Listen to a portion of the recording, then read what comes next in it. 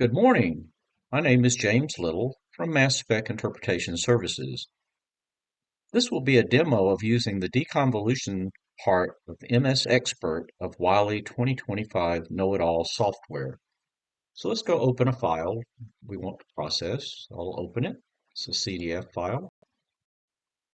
And what happens is it goes through, it tries to find any things that might be mixture and separate them, deconvolute them, subtracts background and does the library search. Each one of the components was searched against 1.2 million spectra in 20 libraries. So you can see it happen very quickly.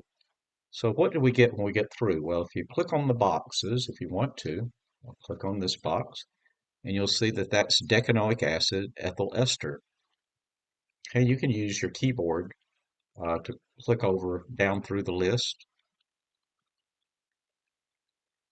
click up and down, left, right. You just jump from each little box so you can see what the different things are. If you wanted to see other possibilities, let's say 13.0114 minutes here on the right, we'll use the right key on the keypad and that'll open up the 10 best hits.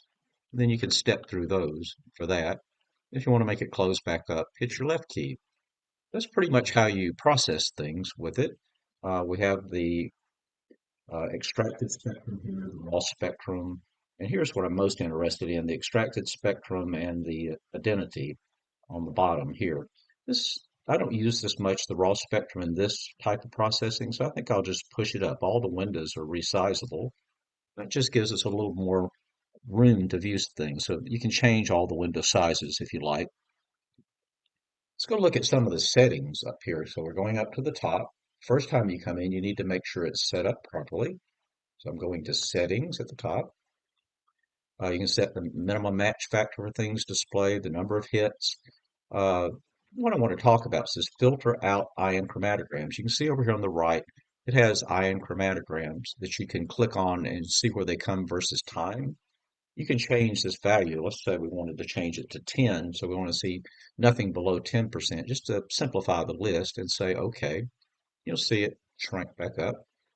The other thing is in the settings, going back to the top again, go to the other tab, databases, and I've got search all licensed reference libraries. So this is 20 libraries, 1.2 million spectra that I'm licensed for, and say okay. So that's what it did when it did the search. So the results are good. So that's the main settings there. Let's go up to the top here and go to view. It's a whole bunch of different things you can display here, how you show things. The one I'm most interested to make sure is open the first time I come is the match structure in pane. You want to make sure that's clicked. And when you have that clicked, you'll see the result for the library search right here clearly on the right side. You can see it in the bottom, but it's not as clear sometimes because it overlaps things. So I kind of like to have it up here too. So I make sure that's selected. But there's a whole bunch of different ones you can do there if you want to. So you need to just kind of click through some of the menus. Sometimes you might need to rerun the calculation, or you can even transfer something to the NIST Mass Spec Search if you have that software on your computer and you want to compare the internal searches here to the NIST search. So that's pretty much everything you need to know there. The other thing in the table now that you have is the area percent here on the top. On the right side here, you have the area percent, which is a nice thing to have. You now can right click. Always think about right clicking in any box to see what it can do. So we're right clicking in the components that were found, and we're going to say view component hit list and mine it. That carries it over just to a different display. Again, you can use the up and down keys on your keypad on your keyboard to jump through things. So to get back to where you were, it says previous applications. It goes back. So like I said before, you can step through these. You can do also the plus or minus here to open things up and then go up and down. Or you can just go back to the top one and use the left key to close it back up and then continue on down or back with the up and down keys on your keyboard. So that's an easy way to kind of review all the spectra.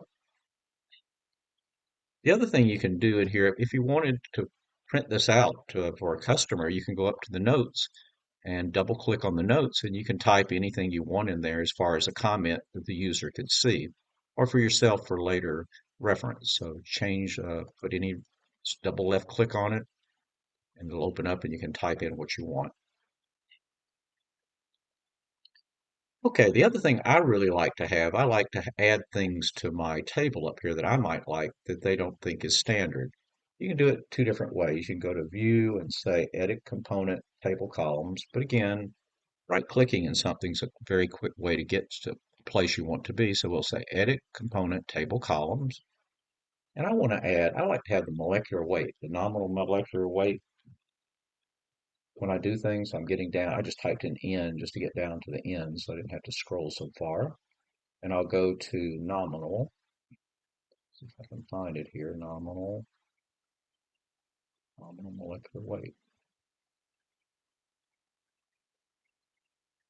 Nominal mass. So I say selected it, say add. I want it over a little bit. I want it to this side of the note. So after I do that, I select it and say move up. And I think I'll move it right up to here. I already actually had it in this list, but I want to put it up further so I can see it. So if the nominal mass is not there, then add it and put it where you want and then say OK. So now all my searches should have the nominal molecular weight, which I didn't get there. I must have gotten the wrong terms. Let's right click and try that again. So edit component table columns. It says nominal dot mass. That's not the field I wanted. It's got two nominal masses in here. The one I want is this one. It doesn't have the period between it, so add it. We'll take this one away. We'll remove it. And then we'll move that one up. That's where I want it and say OK. And now when I get all my results, it'll have the molecular weight of everything in the column. So that's something I like to have as I'm looking through things to easily see the molecular weight. So that's one nice thing to do in my opinion. So showed you the two ways. So you can remove things from your list, like you decide you don't want to report it. So you come up, let's say we don't want to have this little peak reported for some reason. We right click on it or left click on it and then go over the table and right click and say remove selected component. And now that one will be removed from the report. So that's a good way to do things. If you want to add something to the report, you come up and right click within the chromatogram and you can say use manually selected spectrum as component. So I need to select something first. So if let's box click and expand here, you have to go up and say uh, box zoom mode, left click and drag. Now I need to go back to the selection mode. Make sure you do that. You got to get out of the box zoom mode and click on that. Now you've got it selected. And then you go to use manually selected spectrum as component. And so I'm just going to do it baseline automatically. And now it's added that component back to my list again. So I can get the search results and report it out.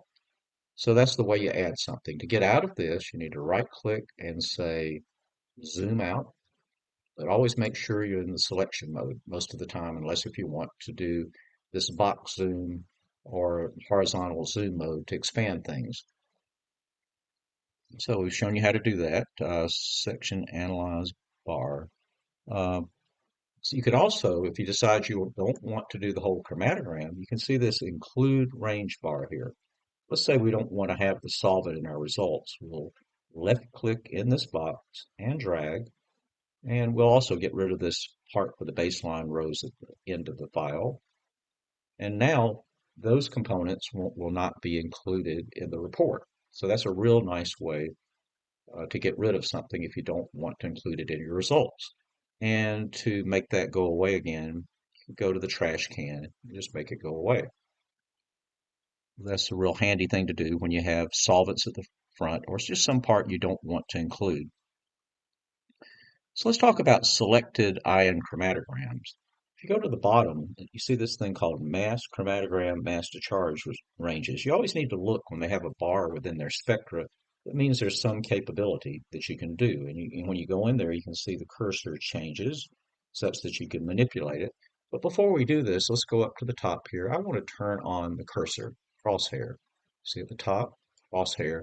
That makes it easier when I click here, I can see where I'm at to see if I like where I'm at. So I didn't like where I was, so I'm going to move over a little bit. I just want to get mass to charge 88. All right, so I plotted 88 versus time, and you can see it's actually been added to the table up here. I could have maybe just selected 88 here if I wanted to, but we've got a range here. But we need to be able to see it better. So you need to start looking around some of these bars up here. These are zoom modes, cursor.